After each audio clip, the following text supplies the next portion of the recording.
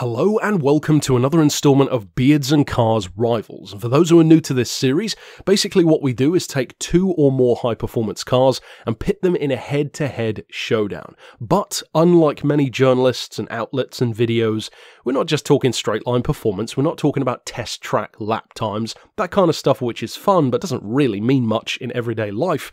We're talking about those things and more. So yes, we will be covering performance, but we'll also be covering practicality, comfort levels, what can you buy one of these for, and can you actually use them every day? And of course, ultimately, to compare your thoughts at the start of the video to your thoughts at the end. So which one do you enter this Rivals match preferring, and maybe have you reconsidered based on some of the facts and figures at the end, or do you still feel the same? And of course, as I always like to say, if you've owned one of these cars, or maybe even both of them, or just driven them or are a fan of them, tell me your thoughts down below. Which one do you prefer? Which one, for instance, did you prefer if you were an owner? Maybe some ownership stories or concerns or warnings that you would have for other potential owners as well. And to touch on this particular match, well, it's a very personal one to me. The most personal one of Rivals so far, in fact, because the XK has been a returning face. Of course, the most popular episode was the 4.2 versus the 5 litre. Another pretty popular one, although slightly unorthodox, was the XKR versus the 4-door XFR, which was a very personal one to me as well. And of course, we did the BMW 6 Series GT Showdown also. This one is easily the most personal to me, because both sides have a big stake for me. Because on the one side you have my favourite brand, Maserati. I will openly contradict them, and I have done in many videos, but I still love them, and they are my favourite marque overall. However, unlike the XKR Showdown from before, where I featured a silver 4.2, well, this time we've got a black one. And the reason why is it's my car. So I'm invested in both sides of this match, and the reason why I'm featuring my own car this time instead of that silver one is simply put to keep the visuals fresh so that you don't have to watch the same stuff over and over again if at all possible. So without any further ado, let's get straight into it. Now first of all, we have the production runs. They're very similar on these two cars, and to do a little bit of housekeeping on the two vehicles, you might be wondering, why am I featuring what is clearly the 4.2 litre XK instead of the 5 litre up against what appears to be a Maserati MC Stradale? That doesn't seem like a fair match, or even the same kind of price bracket. Well, to clear that up, the reason why I'm featuring my Jag rather than the 5 litre is because actually it's much more of a perfect rival to the Maserati in question. Engine-wise, price-wise, and even when it comes down to their model year. Secondly, because it's not an MC Stradale, it just has the visual kit of one. This is in fact an original, like 2007 era 4.2 car. Albeit, of course, with some very nice visual and audio upgrades. But underneath, you should have in mind that 2007 shaped Maserati, as in the thumbnail, because that's exactly what it is. Now, the production runs on these two models, in particular, first of all, the Jag. If you're looking at a 4.2, because again, the 5 litre would have been too OP for this match, and it's just not the same league of cars from a different year, different engine, etc. This one runs from 2006 to 2009. That's the kind of license years you're going to be finding, for instance, on Auto Trader in the UK. For the Maserati, also on Auto Trader, you'll find around 2007 to 2012. So the Maserati came out a little bit later, but also ran a little bit longer, whereas at that point the 5 litre Jag was in effect. And of course, isn't really a fair rival to this car, considering that this is the base model of the Maserati. Now, it's in terms of the engine where things get really interesting, because it highlights the drastic differences between the Jaguar approach to a V8 and the Maserati approach, or let's be honest, really, the Ferrari approach, because it's a Ferrari Maserati engine, with most of the emphasis on Ferrari there as far as construction goes, much in the same way as my own Quattroporte had. Now, they both have 4.2 litre V8s, so pretty good matchup, first of all, but the Jaguar is supercharged, whereas the Maserati is naturally aspirated. Now, that, you would think, gives a massive advantage to the Jag, surely, kind of like turbocharging an equivalent-sized engine. But interestingly, the Maserati actually stacks up very well when it comes to not having a supercharger but still putting out a ton of power, because the Jaguar with that supercharger puts out 420 horses. The Maserati with nothing, no turbo, no supercharger, puts out 400. That's only a 20 horsepower difference with no supercharger, but also it's the way the engine delivers its power and torque and the revs and the sound, which is so drastically different between these two cars, and I think that difference between the engine styles will easily be one of the single most important things for a potential owner to consider, especially if you get the chance to test drive them both, because put simply, the Jag is much lazier, and that's one of the reasons why I love it. The engine never feels like it's working that hard, it's just got effortless torque, you barely ever get into higher revs, it redlines at somewhere around 7,000, so it's not exactly a high revving screamer of a V8 engine, and it never feels like, as I said, the engine's working that hard, it never breaks a sweat, it's just effortless, raw British muscle, and I love it for that. Now the Maserati, on the other hand, well, it's exactly what you'd expect from a Ferrari engine. It's technically the same size, but the piston bore and stroke is different. It's a much higher revving engine, no supercharger whine, no turbocharger whistle, just that pure high-pitched V8 howl, especially in the case of this one with the upgraded exhaust.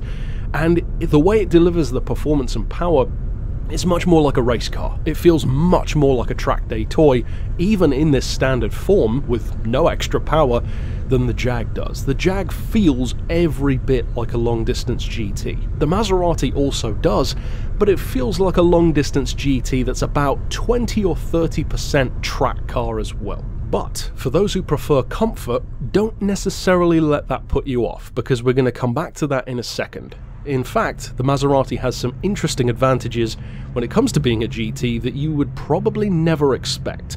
Now, in terms of the power and torque, I touched on the fact, of course, that the Jag has 420, the Maserati has 400, so of course, purely technically speaking, the Jag does win there.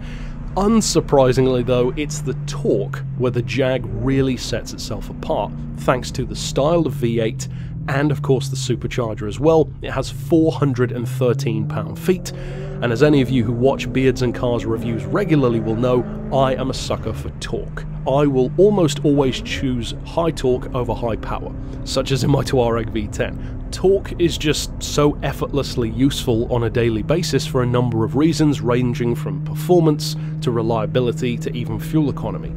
Now, the Jag has, as I said, 413 pound-feet, which is 560 Newton-meters. The Maserati has way less, 339 pound-feet, which is 460 Newton-meters, a whole 100 newtons less. So the power is close, but the torque is completely different. Can you feel that difference while driving though? That's the real question. Well, when I drove this Gran Turismo, of course it wasn't on a clear sunny day, but that was kind of a good thing because it allowed me to feel what the car was like in actual British conditions, not a perfectly sunny, sticky track day.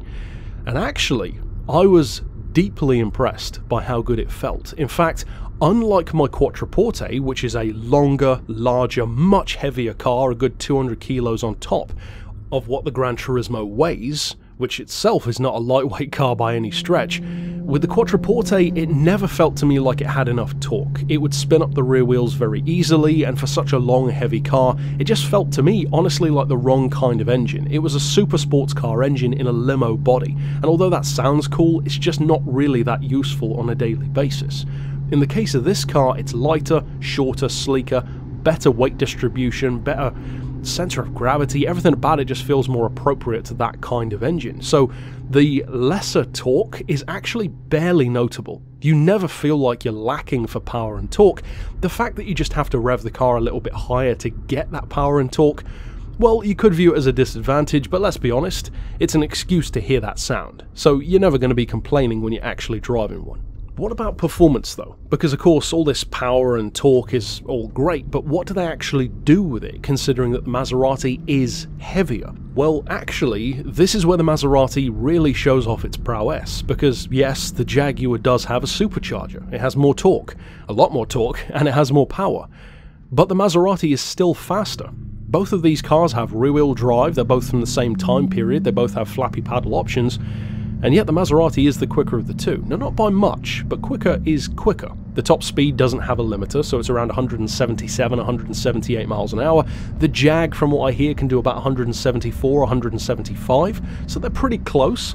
The Maserati is negligible, you could say, but still technically quicker. And in terms of acceleration, the Jag, you're looking at 4.9 seconds on this model, about 4.8, some say 4.7 in the Maserati. So again, very close, but technically, the Maserati is superior, which for a heavier car with way less torque and less power is very impressive. But now that we've talked about the top trump side of things, what about actual use? Does that performance actually matter when you're cruising in it, when you're doing a long distance run? If you're even going to potentially daily drive the car? Well, actually, yes it does, because the Maserati is a whole lot better than you'd be expecting. Now, I'm not going to focus, of course, completely on the Maserati, despite my love for the brand. The Jag is an outstanding GT car. The comfort level is great, in my opinion, for what it is. The handling is smooth, and the Maserati, although definitely far more focused through corners, and definitely, in my opinion, would give you a better lap time, you can feel that immediately. In a day-to-day basis, I think most people would probably side with the Jaguar in terms of being more comfortable, to the surprise of no one. In my opinion, though, if you actually take a step back from your fandom, and I think this is where my love for both cars comes into play, I would actually say that the Maserati is deceptively comfortable. Like, really comfortable. More comfortable than my Quattroporte, in fact, which is kind of shocking for a limo in comparison to a GT. Another way in which the Maserati has a surprising advantage is when you look at the back seats. Now, a lot of people might not care, but the fact that you're looking at buying a 2+2 GT probably means that, at least on some level, you do care. And if you do, well, the Maserati may even be the car for you, because just look at the rear seats in comparison to the Jaguar. They are larger, far more comfortable, the legroom is better, and the space in the back of the Maserati is simply superior, and that's all there is to it. Now, the interesting thing is, the approach that these two cars take to space is, in a similar way to their engines, so similar and yet so different. The Jag opts to go for smaller rear seats with a much larger hatchback style trunk. The Maserati goes for a notchback trunk, in effect, where it's just its own little compartment on the boot where you can't get into the car through it, but makes up for that with much more rear passenger space. So again, it really depends on what you want. With the Jag, you technically have 4 seats, but the rear ones are very small and very cramped. The Maserati could genuinely fit a decent-sized person in the back. Maybe not in complete comfort, but certainly more than the Jag could. The sacrifice is a little bit less loading space. The trunk, for instance, on the Jag tends to be longer and wider but shallower. The Maserati a little bit deeper but doesn't go as further into the car. So again, it depends on what kind of loading space you want and need. Now we come to something else which is very surprising, and that is economy. Now, of course, many people won't care about economy, but as an XKR owner myself, I can tell you that just being able to afford one doesn't mean that you don't care about fuel economy. I do care, and I like to get the best economy out of a car because to me, that represents more impressive engineering. So how do they stack up? You might think the Jag surely got to win easily here, and on paper, interestingly, it really does. The official quotes on the Jag are 16 to the gallon in the city, 35 on the highway, which is very good, and an average of 25. Compare that to the Maserati now. The Maserati is quoted at 11 in the city, 23 on the highway, and 16 average. So not even close really to what the Jag can do. And a lot of that is because of two things: the efficiency of the supercharger and the torque. But here's the fascinating thing, because if you actually go to the real-world aggregator sites where owners of the cars put in the numbers that they actually get instead of the official stuff, well, interestingly, the tables turn. Not a complete reversal, but actually they end up being the same.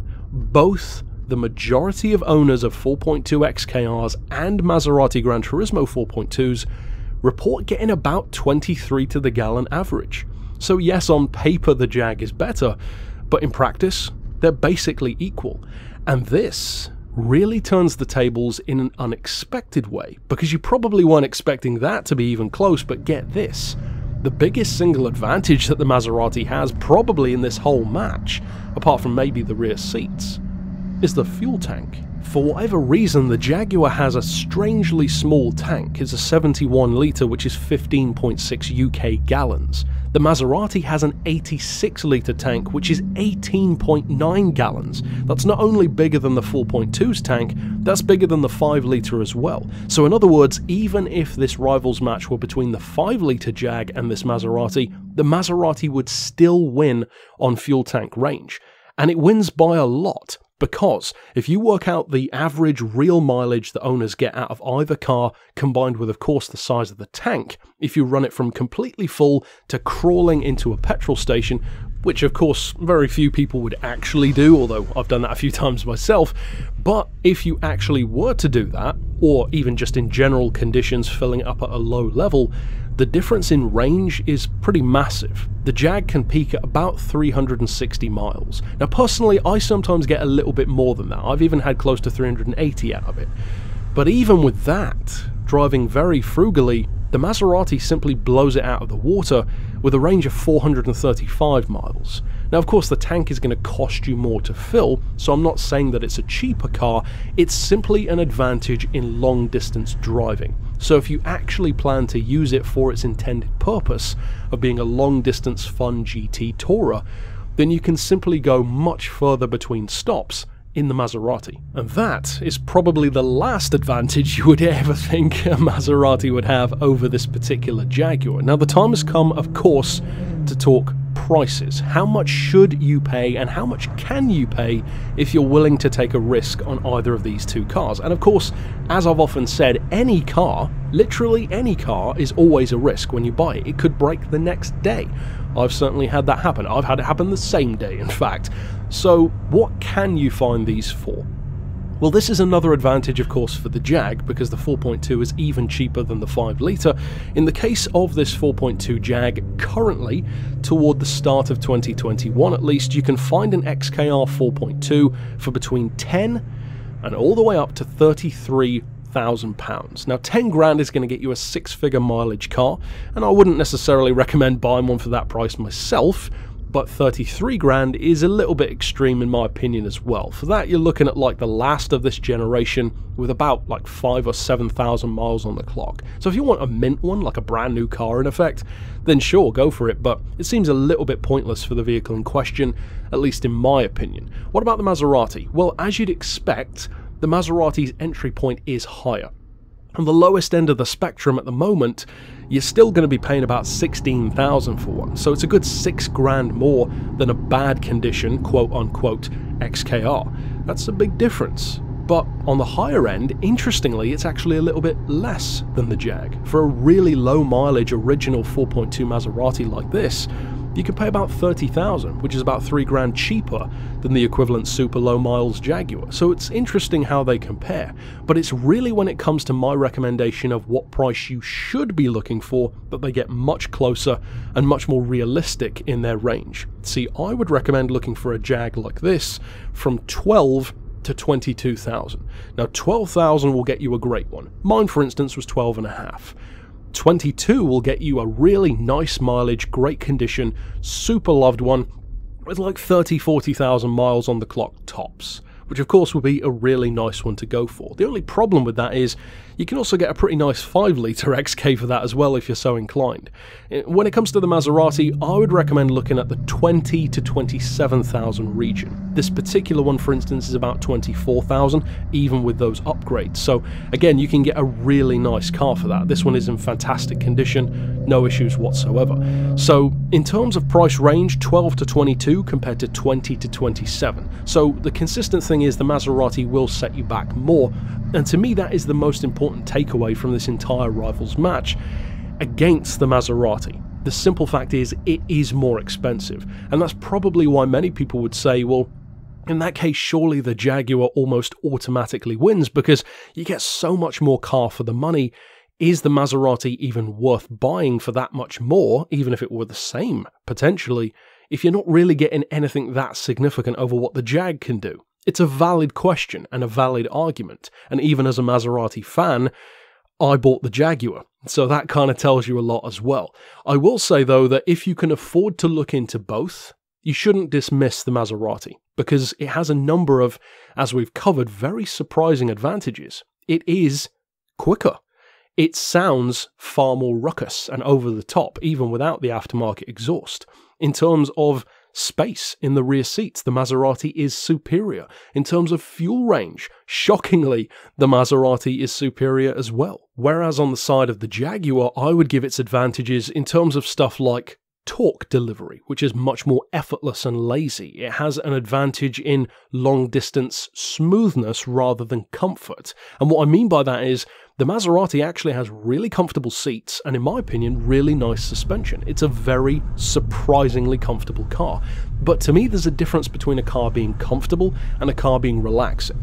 And what I mean by that is actually down to the engine. See, the Maserati is very comfortable to sit in, but it's very loud and playful most of the time, at least in this particular form. And of course, it's not quite as loud in a stock version. But it wants to play more than the Jag. The Jag is completely happy with just lazing it all the way there, if you want to, like an old school gentleman's Jag. The Maserati wants to play more, and even though it's not going to be getting its tail out through every corner by any stretch, it's actually a very civilized car, surprisingly so. I think most people would probably give the edge to the Jag, although I think there's actually more consideration you should have there than just dismissing the Maserati. Interestingly though, I think the advantages that either car have might surprise you, especially on the side of the Maserati. Now, of course, one of the biggest issues that people will worry about will be reliability. And this is one knock against the Maserati again, because the Jaguar is, from what I've heard and seen, and of course experienced between my own Jaguar and my Maserati that I had, albeit a different one, the Jag is definitely more reliable. Now, some people have a Maserati for years with no issues. But again, you can say that about a lot of cars. You could have a TVR with no issues, but then you could have one that's absolutely horrendous. Once again, that's always the calculated risk. When it comes to the Jag, the parts though and the servicing and the maintenance are really, to me, what make the difference. It's cheaper. Parts are a lot cheaper for a Jaguar than they are for a Maserati, because in effect you're buying on one side Jag parts and on the other side Ferrari parts. So of course one is going to be a lot cheaper than the other. It's not to say that a Jag is cheap to run, but it's cheaper. You can run a Jag on GT money. You can run a Maserati on full-on exotic money, and that is the difference. So I would say that the Maserati is a car which, even if you don't like it as much as the Jag, even if you don't like it at all, you honestly, trust me here, you owe it to yourself to drive one at least once. I don't ask you to love it. I don't ask you to buy one. Please just try it. I think you may be surprised by how capable a rival this Maserati is to the Jaguar, even in ways that you would think the Jaguar would automatically win at.